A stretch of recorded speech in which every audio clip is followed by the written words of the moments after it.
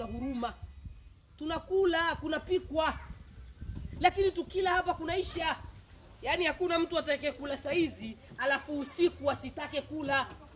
Maana yake ni kitu ambacho kinaliwa alafu muda wake unapita. Lazima tutengeneze kwa ndugu yetu kitu ambacho kitabaki, kitaendelea kumsaidia. Ima ni kujenga msikiti, ima ni kununua vitabu wanafunzi wakasoma madaris, ima ni kununua mti na kuupanda kwa ajili yake, ima ni kupaua madrasa fulani. Haya ni mambo yanayokwenda kumsaidia. Wewe sasa hivi hatuoni, lakini tutafika. Yaani ajabu ni kwamba usifanye kwa kusema haipo alafu ukute ipo. Huwezi kurudi kwenda kuifanya.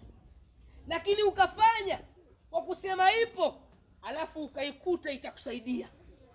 Na ukafanya ukakuta haipo, bado utakuwa wewe hukuchelewa kuliko kuacha kufanya alafu ukaikuta. Kwa sababu hakuna aliyokufa akarudi. Bwana mmoja anaambiwa na mashehe, kaburini kuna malaika. Wana nyundo. Ambia mashehe, mlienda mkarudi? Hebu tuambie bwana, nani kati yenu alienda akazikwa alafu akarudi? Bwana Mungu ana mambo.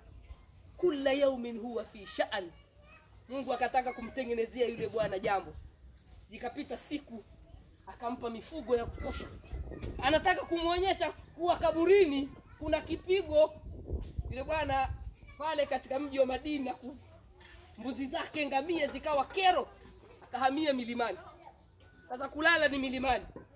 Amelaza mbuzi na ngamia zake, anakwenda kutafuta kuni ili awashe apike. Kumbe kuna mwizi ameiba huko, amechimba shimo akajificha, ana rungu. Yule mwizi amefunika shimo lake alionekani. Yule bwana heka za kuni usiku, kanyaga kadumkia kwenye shimo. Yule mwizi akajiondo anakamatwa. Kabidi yule bwana aliwaangukia ale rungu za kutosha. Pigwa vichwa.